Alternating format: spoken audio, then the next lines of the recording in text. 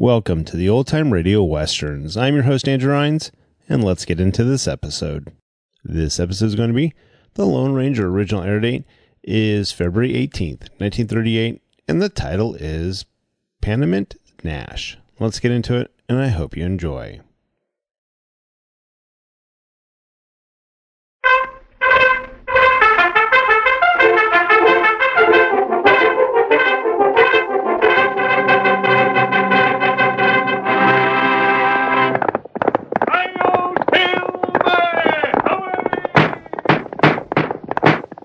Fiery horse with the speed of light, a cloud of dust, and a hearty hi-yo silver, the Lone Ranger.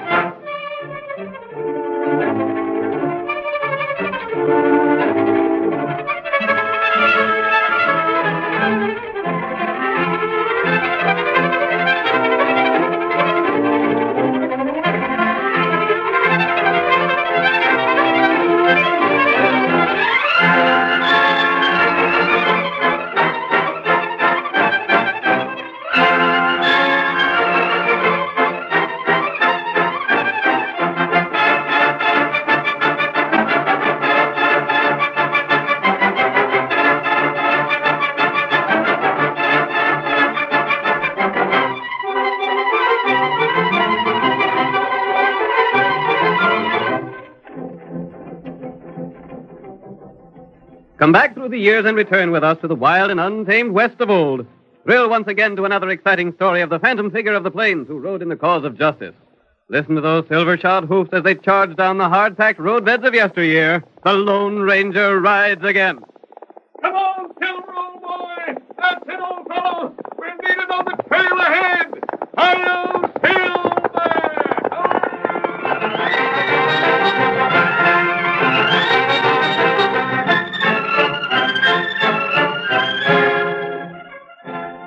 The Lone Ranger had made a long and tiring trip. His horse Silver was in need of water. And so when the masked man neared the town of Needlepoint and came within the sight of Amy Holcomb's home, he paused to remove his mask and disguise his face. Thus prepared, he approached the house. As our dramatic story begins, we hear him in conversation with Amy Holcomb. I'll ride on as soon as my horse is watered. So you don't aim to spend the night around town nowhere? No. Well, I won't ask no more questions. Sakes alive, I've asked a plenty, and that's the first one I got an answer to. Serves me right for being a curious old busybody.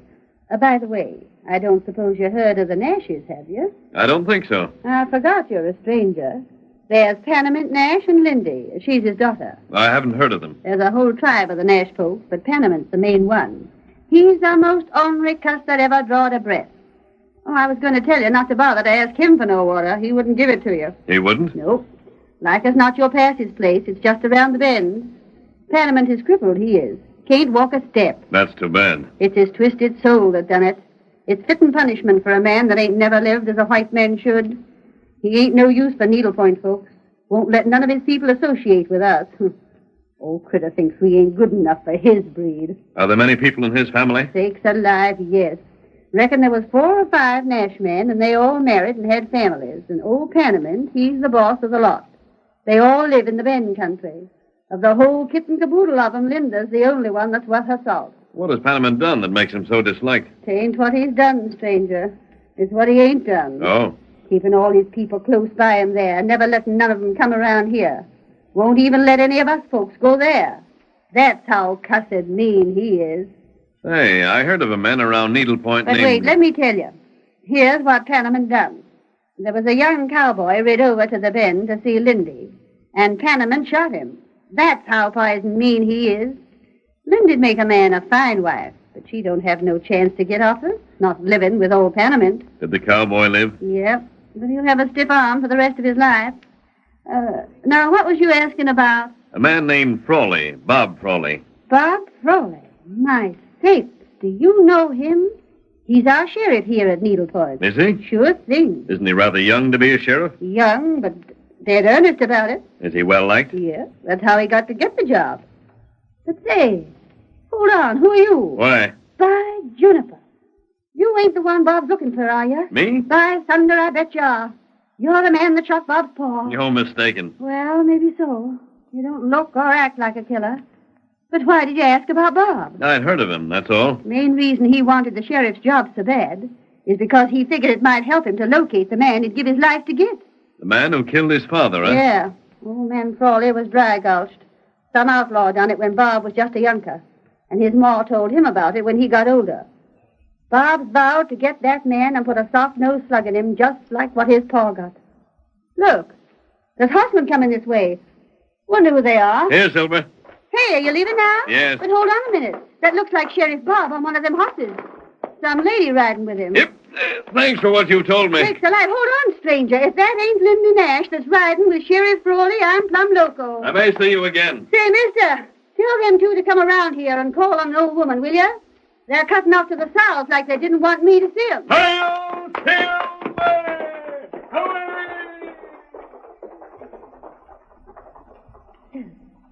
My sakes alive. He called that horse Silver. I wonder. Doggone, it can't be. Silver. I wonder.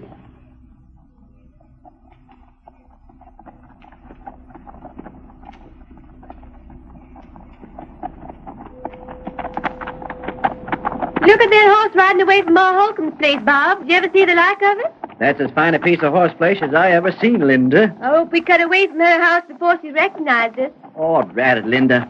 Why we gotta be secret about seeing one another? You know, Bob. You know how Pa feels about all the Needlepoint folks. I know, but just the same... If he knowed you and I was meeting each other, there's no telling what he'd do. Likely try to shoot me. Linda, why don't you let me call on him? No, Bob, no. You've got to promise not to. I bet if you let me call on the old fire eater and talk the thing out, I'd get him to say we could be married. No, not yet, Bob. Maybe someday, but not now. Blast it. You know Pa's ideas. He's vowed that none of the Nashes will ever leave the bend. What's his crazy idea, anyhow? What's he got against the Needlepoint folks? I don't know, Bob, but if he ever found out I was seeing you, there's no telling what he'd do. He'd like to take a horse with I'd like to see him try it. He's just as set in his ways as you are in yours. Now, I've got to go. You better turn back here. We're getting into the bend country. If it wasn't that I'd pledged my maw to square accounts for Pa, Don't say it, Bob. All right. There's one thing I never could understand about your vow, Bob. I'd rather not talk about it. Well, how will you know the killer when you find him? I'll know him.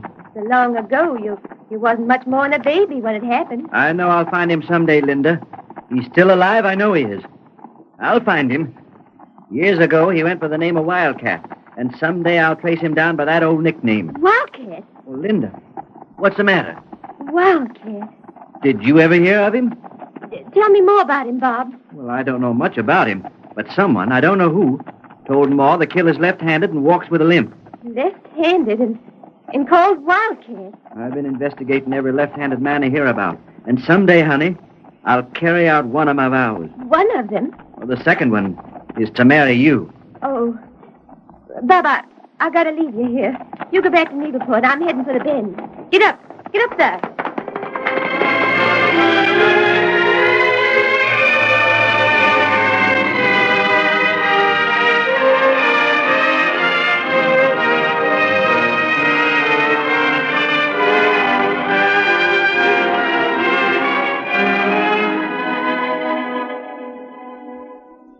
When the Lone Ranger mounted his great horse Silver, he headed toward the bend.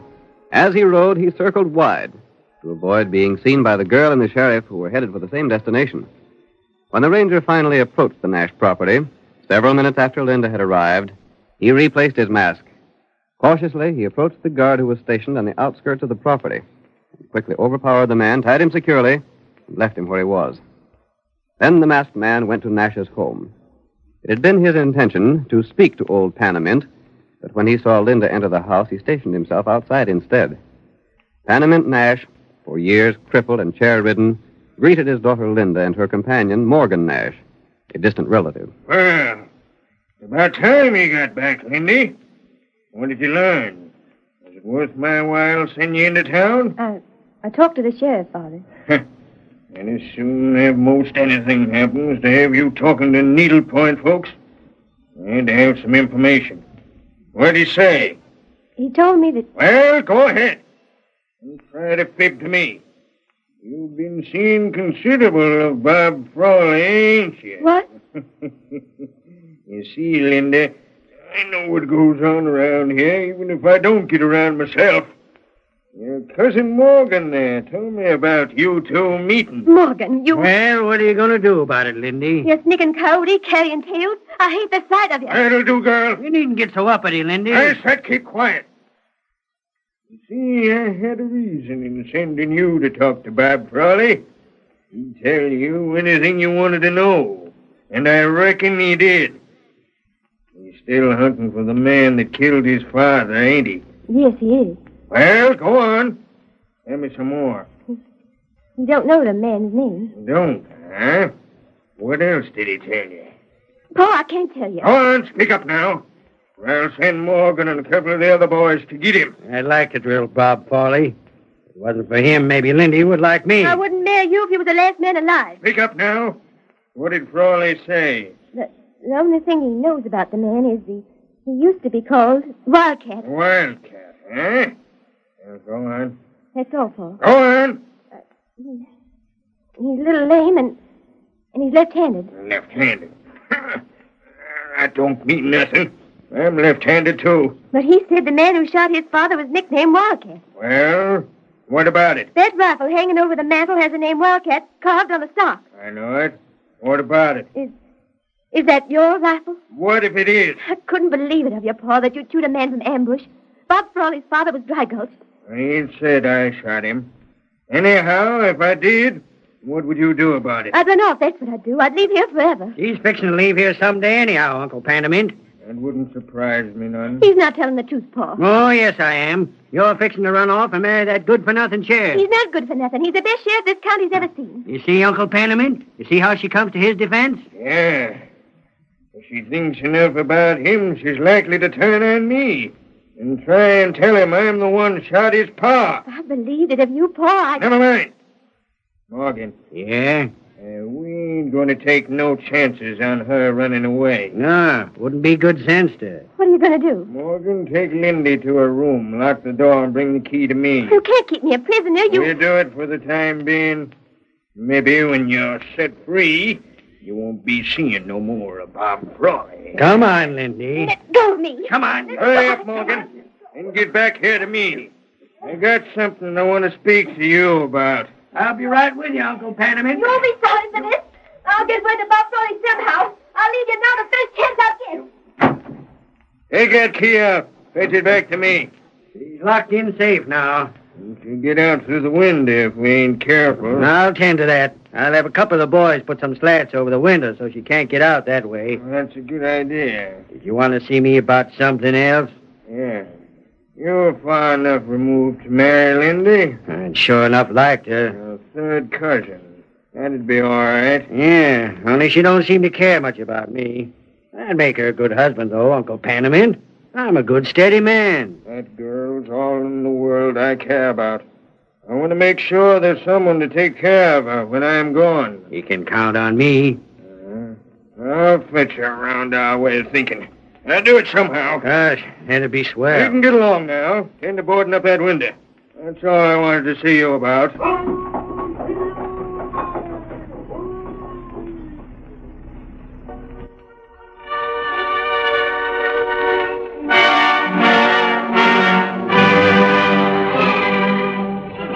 The curtain falls on the first act of tonight's thrilling Lone Ranger drama.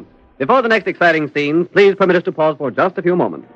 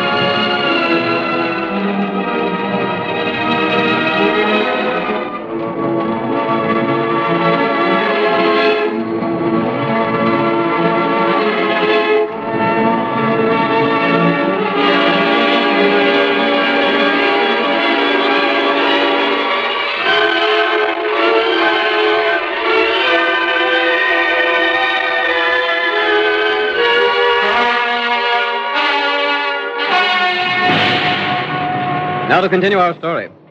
You will recall that in the first act of tonight's Lone Ranger drama, we learned that the crippled old Panament Nash ruled his relatives from his invalid's chair with an iron hand. He did not permit strangers to enter Nash territory, nor did he allow any members of the Nash family to become friendly with outsiders. The Lone Ranger learned that Linda Nash, Panament's daughter, was interested in Bob Frawley, in spite of her father's objections. Bob, sheriff of the county, had dedicated himself to one purpose in life, to get the man who had killed his father years before. As our story continues, we see the masked man pulling the great horse Silver to a stop in a small, well-concealed camp. Tonto, his faithful Indian companion, comes out to meet him. Oh, there. Oh, Silver. Oh.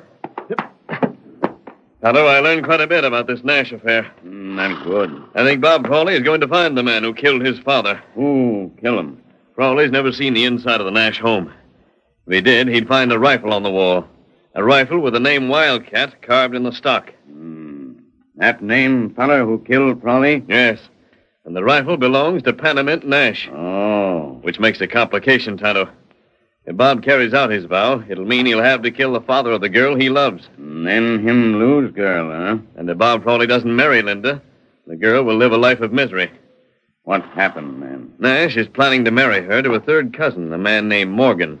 Him good feller? No, he isn't. He's a sneaky-looking man. But old Panament usually has his way. They'll be making plans for a wedding there, Tonto. Panament will push the thing ahead as fast as he can. What we do? I want you to get into his land and stay around the house. You might be able to get a job as cook there. Me get work there. You'll have to be there to do certain things, Tonto. What? Them? You'll have to tell Linda to wait and be patient. Tell her to let the plans for a wedding proceed. Marry that feller? No. Somehow, I don't think the wedding will be performed. I have a few things to say to Panament Nash myself. Things he may not know. What? That? You see, Kemosabe, Panament doesn't realize that I know who used to be called Wildcat. Oh. I'll see you later when I come to the ranch to talk to Panament. Yep. Hail, Silver!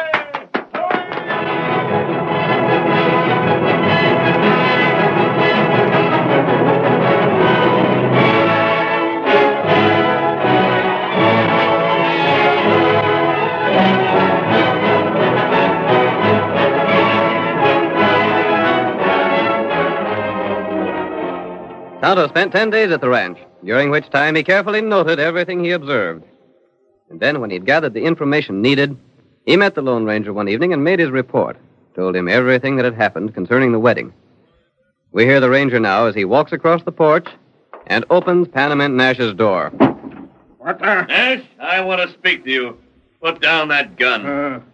So you think them guns you're holding will stop me, huh? Well, they won't. Maybe you'll drill me. Before I breathe my last, I'll get you. Don't draw that trigger. I'm here to talk about the wedding. Wedding? Yes. What's the mask to do with wedding talk? Lower the gun, Nash. The sheriff is looking for a man who used to be called Wildcat. Yeah? And what about it? That rifle over the mantel belonged to Wildcat. It did? And what's more, that's the rifle that was used to kill old Frawley. Now, what do you aim to do about it? I know who Wildcat is. Do you? Maybe I do. I ain't saying. Very well. In case you don't, I'll tell you. And I'll prove everything I say.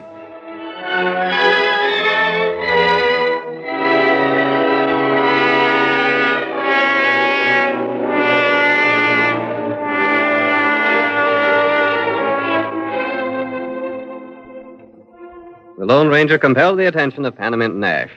And as the masked man spoke, Panament became more interested with each word he said. Nevertheless, the wedding plans went on as originally scheduled.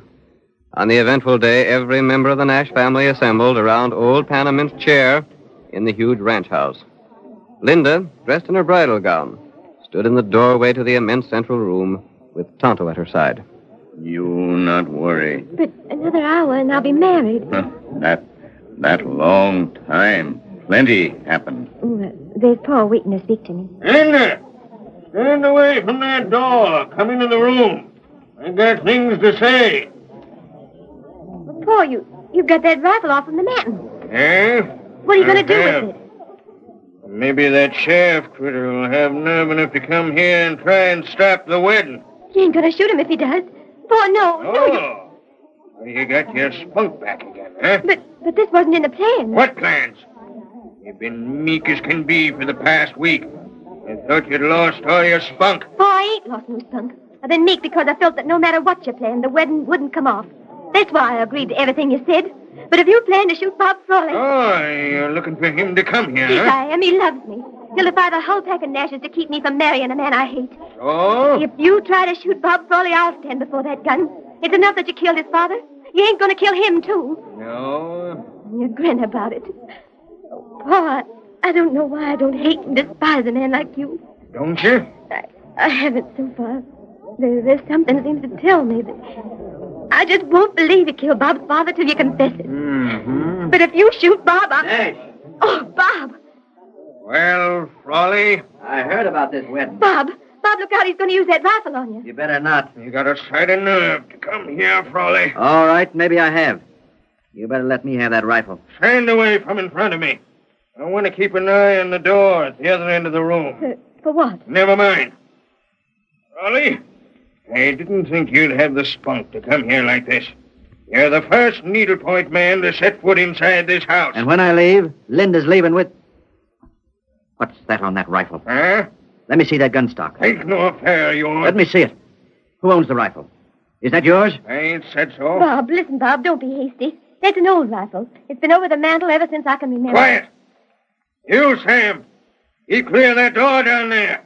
I want to see who comes in. I was saying, Bob, that Now, rifle... look. It ain't even loaded. I'll show you that it ain't. Squeeze the trigger. It was loaded. Hey, Morgan's been hit. What the... You shot your nephew. Morgan. Hit him right through the heart, Nash. It's a good thing there wasn't anybody else coming through that door, ain't it? You've killed the bridegroom, your own nephew. You don't seem a bit concerned.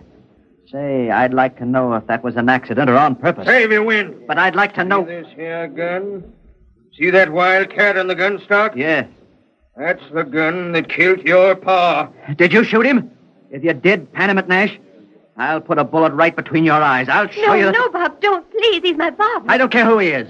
My father was dry gulched, shot from behind. And I Shut swore up. I'd... Let me talk.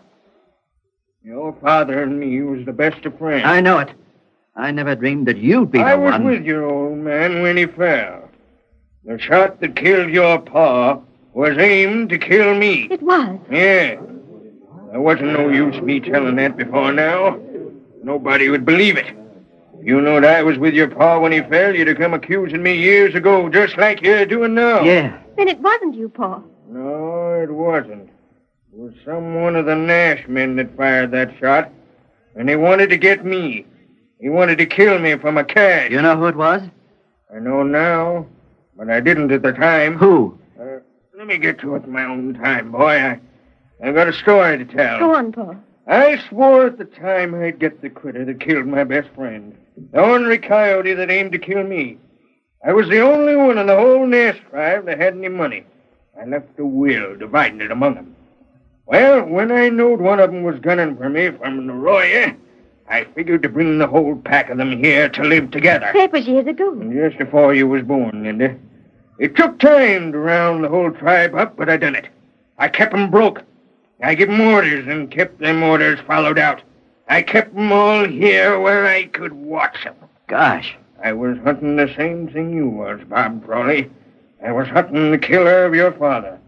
Your old man knowed it was Wildcat who done the shooting, and he didn't talk to me. He wouldn't tell me who it was because he knowed it was one of my own family. He figured I'd side with my own flesh and blood if he told me. Tell me who it is, Nash. I'll see your revenge carried out. There ain't no need for that. The killer's already paid in full. You mean he's gone? He's gone. Gone with the same gun he used to kill your pa. You don't mean Morgan? That's just who I mean. Morgan.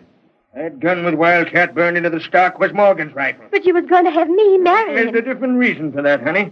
I knowed you cared a lot about Bob Frawley, but I didn't know how much he cared for you. Then you never intended having the wedding go through? I intended to stop it just as I done.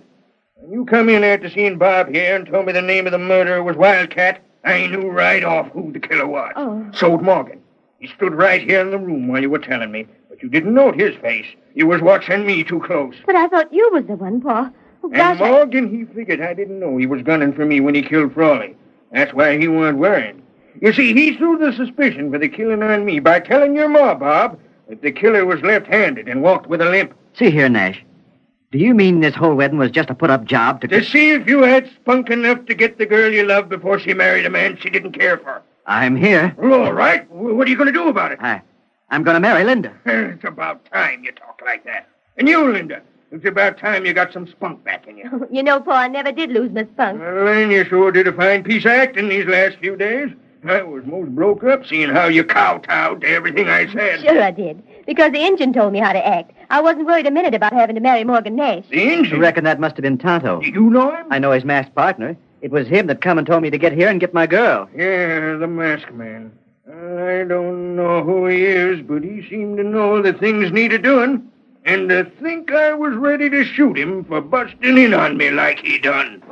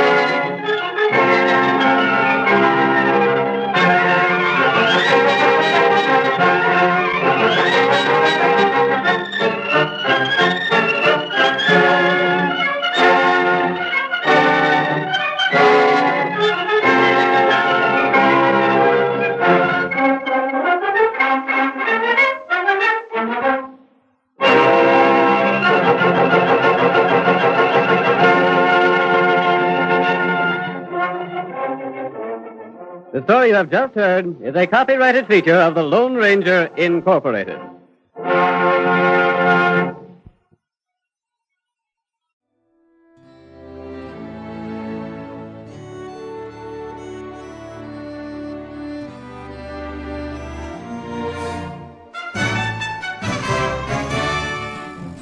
This has been a presentation of OTRWesterns.com, and we hope you enjoyed. Please take some time to like and rate our shows in your favorite podcast application. Follow us on Facebook by going to OTRWesterns.com/Facebook. Subscribe to our YouTube channel by going to OTRWesterns.com/YouTube. And send us an email, podcast@OTRWesterns.com. You can call and leave us a voicemail, 707-986-8739. This episode is copyright under the Attribution Non-Commercial Share-alike copyright. For more information, go to OTRWesterns.com/copyright. Have a great day, and thanks for listening.